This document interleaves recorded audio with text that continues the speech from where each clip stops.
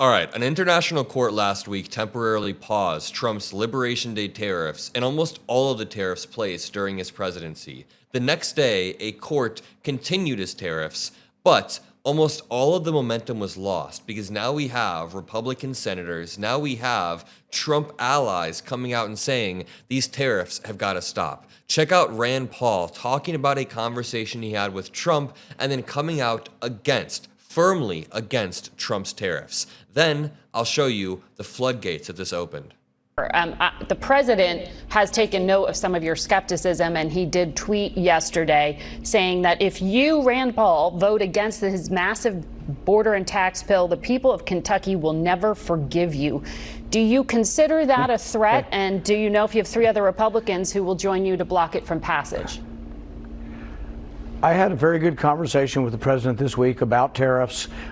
He did most of the talking, and we don't agree exactly on the outcome. But when I come home to Kentucky, I talk to the Farm Bureau, which is opposed to the tariffs. I talk to the bourbon industry, which is opposed to the tariffs. I talk to the cargo companies, UPS, DHL, all of their pilots are opposed to it. I talk to the hardwood floor people. I talk to the people selling houses, building houses. Those are all radical liberal globalists, all trying to combine forces to take down Mr. Trump. That's what Trump would say, at least. I love how Rand Paul has to caveat that Trump did most of the talking. He probably came away from the phone call with Trump with a very bad taste in his mouth. Like, why did Trump just yap so much? And he made a point to say that. I have no organized business interest in Kentucky for the tariffs. So I think it's worth the discussion, and it's worth people remembering that the Republicans used to be for lower taxes. Tariffs are a tax. So if you raise taxes on the private sector, that's not good for the private sector. Well, thank you, a Republican with a functioning brain, but I guess still no spine, because if push came to shove, Rand Paul would vote 100% in line with Donald Trump. But I mean, this goes to show that Republicans aren't completely 100% lost, except for this one. So now we're not going to have to pay probably taxes. Taxes are paid by the American people to the Democrats. Now that we have a Republican Party coming in, Donald Trump's going to make them pay tariffs. Once they pay these high tariffs, instead of making the American tax people pay them, we won't have to pay taxes anymore. And to the republic for which it stands, one nation, under God, indivisible. God bless America. God bless Donald Trump. That was very deep. You know, I feel like life would be blissful. It would almost be blissful to be living in such a simple world. I want you to watch this clip of George Stephanopoulos grilling the National Economic Council advisor Kevin Hassett on ABC because, you know, as Donald Trump performatively posts on Truth Social, there are no actual deals being cut. And this gets exposed live on TV. Trump posted at 12:58 p.m. If the courts somehow rule against us on tariffs, which is not expected, that would allow other countries to hold our nation hostage with their anti-American tariffs that they would use against us. This would mean the economic ruination of the United States of America.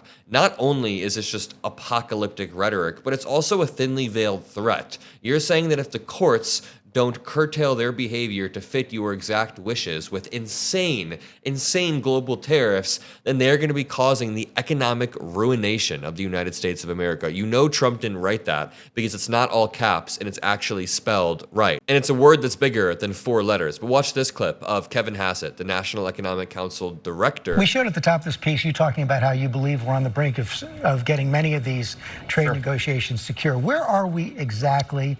When will we see an actual agreement? Will we see any this week?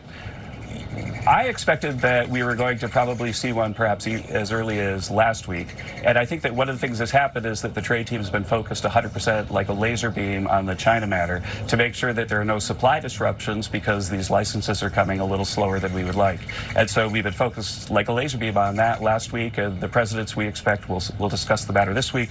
Once that thing's resolved, then we're going to take deals into the Oval that Jameson Greer and Howard. What is this dude saying? What is he saying? He thought there were going to be deals last week. I mean, when this dude is yapping on camera like this, you really begin to understand why Trump intentionally picks TV personalities.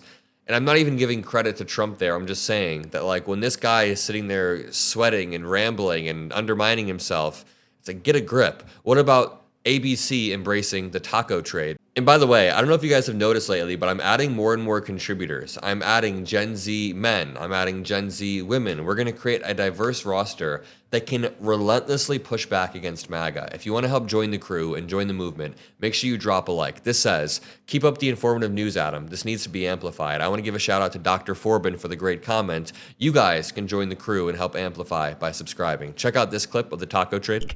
Investors even coining a new phrase to describe it all. Taco trade, which stands for Trump always chickens out.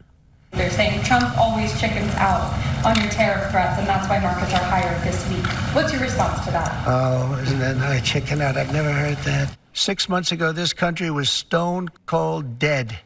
We had a dead country. We had a country people didn't think it was going to survive. What are you talking about, homie? It was stone cold dead. I don't know what you're talking about. The US economy is far from perfect. There are a lot of problems regarding inequality and wealth disparities, but by the end of Biden's term, he had, by all accounts, left the economy in a pretty solid position. The GDP was growing, now it's contracted due to Trump. The stock market was hitting all-time highs, now it crashed. Unemployment was in a good spot, but the point here is, for all of Trump's bluff and bluster, and this is the key point that I want to make, he has actually gotten no deals, and he has the support of very few Republicans. Rand Paul, in this interview, very clearly dismisses Trump's trade theory, very clearly dismisses the entire thesis of Trump's economic theory. What about this clip of Trump's economic council advisor saying that there are no deals? They have gotten 0 deals. So while Trump doesn't have the support of courts,